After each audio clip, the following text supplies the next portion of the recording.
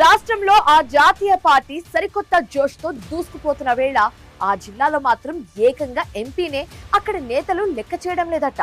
మూడు ముక్కలుగా విడిపోయిన నేతలు బీసీలు వర్సెస్ రెడ్డిలు అంటూ అంతర్గత పోరుకు సిద్ధపడుతున్నారట. పార్టీ కోసం కష్టపడి పనిచేసిన వారికి వాల్యూ లేదంటూ లోపలే రగిలిపోతున్నారట. ఎంపీకే చెక్ పెట్టేందుకు అక్కడి లోకల్ లీడర్స్ పావులు కలుపుతూ ఉండడంతో ఆ ఎంపీ కూడా అటువైపు చూడడం లేదట. ఇంతకీ ఎవరా ఎంపీ, ఏంటా కథ, ఈ స్టోరీలో చూద్దాం. ఉమ్మడి పాలమూరు జిల్లా రాజకీయాల్లో నారాయణపేట ఏరియాకు ఒక ప్రత్యేకమైన స్థానం ఉంది. ఇక్కడ ఏ ఎన్నికలు వచ్చినా సరే నారాయణపేట, మక్తల్ నియోజకవర్గాల్లో భారతీయ జనతా పార్టీకి అత్యంత పటిష్టమైన, నికార్సైన గ్రాస్ రూట్ లెవెల్ క్యాడర్ ఉంది.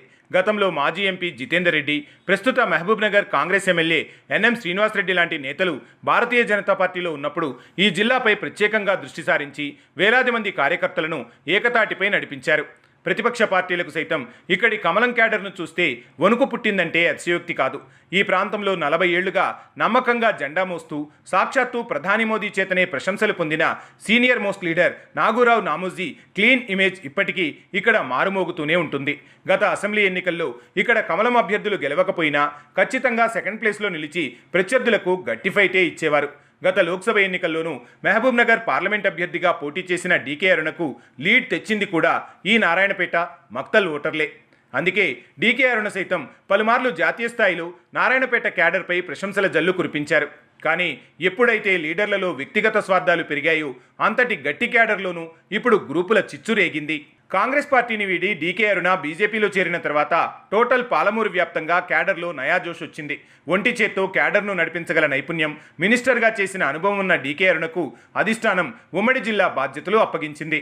మహబూబ్ నగర్ ఎంపీగా గెలిచిన తర్వాత ఆమె నారాయణపేట, గద్వాల్, మక్తల్లో సుడిగాలి పర్యటనలు చేస్తూ కేంద్ర ప్రభుత్వ కార్యక్రమాలను ప్రజల్లోకి తీసుకెళ్లేలా పక్కా రోడ్ మ్యాప్తో దూసుకుపోతున్నారు. అటు నాగర్ కర్నూల్లోనూ గ్రూప్ పాలిటిక్స్ను చక్కబెట్టిన డీకే అరుణకు అనూహ్యంగా తన సొంత కంచుకోటగా భావించే నారాయణపేట జిల్లాలోనే లీడర్ల కుమ్ములాటలు పెద్ద తలనొప్పిగా మారాయట. నియోజకవర్గంలో గ్రూప్ పాలిటిక్స్తో క్యాడర్ చీలిపోతుండటం భారతీయ జనతా పార్టీకి గడ్డు పరిస్థితులను తెచ్చిపెడుతుందని సీనియర్ నేతలు ఆవేదన వ్యక్తం చేస్తున్నారట.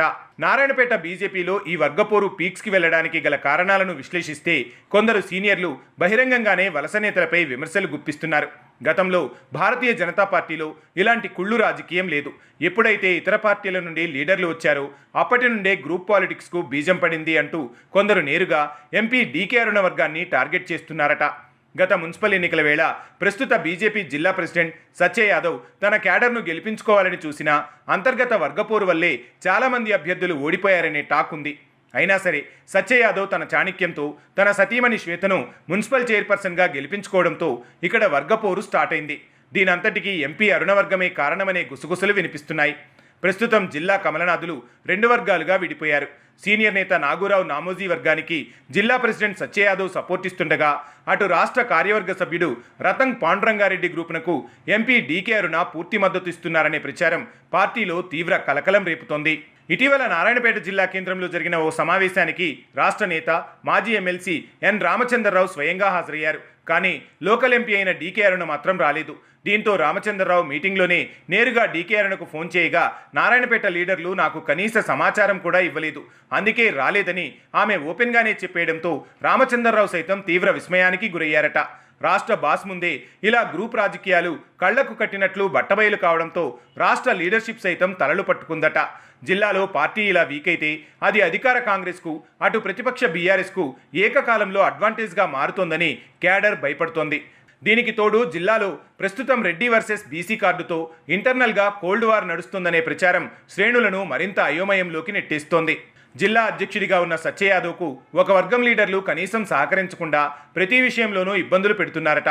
అయినా సరే పార్టీ సిద్ధాంతాల కోసం ఆయన ముందుకు వెళ్తున్నా క్యాడర్ మాత్రం ఏ వర్గానికి సపోర్ట్ ఇస్తే ఏ వర్గం ఆగ్రహానికి గురి కావాల్సి వస్తుందోనని కంప్లీట్గా సైలెంట్ మోడ్లోకి వెళ్ళిపోయింది. దీనికి తోడు అక్కడ 2 వర్గాలుగా పార్టీ విడిపోవడంతో భవిష్యత్తులో పార్టీకి తీరని నష్టం జరుగుతోందని సీనియర్లు ఆందోళన చెందుతున్నారు. డీకే అరుణ స్వయంగా వర్గపోరుకు పులిస్టాప్ పెట్టేందుకు ప్రయత్నిస్తుండగా స్థానిక నేతలు వ్యక్తిగత అవసరాల కోసమే పార్టీకి నష్టం చేస్తున్నారనే రిపోర్ట్ డీకే అరుణకు అందింది. తనపై లేనిపోని అబాండాలు వేస్తే సహించే ప్రసక్తే లేదని, పార్టీని బలోపేతం చేసేందుకు రాష్ట్ర కేంద్ర నాయకత్వం తనకు ఫ్రీ హ్యాండ్ ఇచ్చారని ఇటీవల డీకే అరుణ నాయకులకు స్పష్టం చేశారు. ఏది ఏమైనా బీజేపీలో అంతర్గత విభేదాలతో క్యాడర్ సతమతమవుతుండగా పార్టీ ఉంటే ఎంత లేకుంటే ఎంత, తమ వ్యక్తిగత ప్రయోజనాలు చేకూరుతున్నాయా లేదా అనే పదవీకాంక్షతో నాయకులు ఉన్నారని కార్యకర్తలు, సీనియర్ నాయకులు ఆందోళనకు గురవుతున్నారు. ఇప్పటికే వర్గాలుగా విడిపోయిన నేతల మధ్య సఖ్యత చేకూర్చేందుకు రాష్ట్ర అధినాయకత్వం ప్రయత్నించకుంటే భవిష్యత్తులో పార్టీ క్యాడర్ తీవ్రంగా నష్టపోతుందని, ప్రతిపక్షాలకు ఓ ఆయుధంగా మారుతుందని, గ్రూప్ రాజకీయాలకు చెక్ పెట్టి క్యాడర్ను ఒక తాటిపైకి తెచ్చే విధంగా అధిష్టానం చర్యలు తీసుకోవాలని సీనియర్ భారతీయ జనతా పార్టీ నేతలు కోరుతున్నారు. మరి భవిష్యత్తులో నారాయణపేట జిల్లాపై రాష్ట్ర అధినాయకత్వం ఎలాంటి దృష్టి సారిస్తుందో వేచి చూడాలి.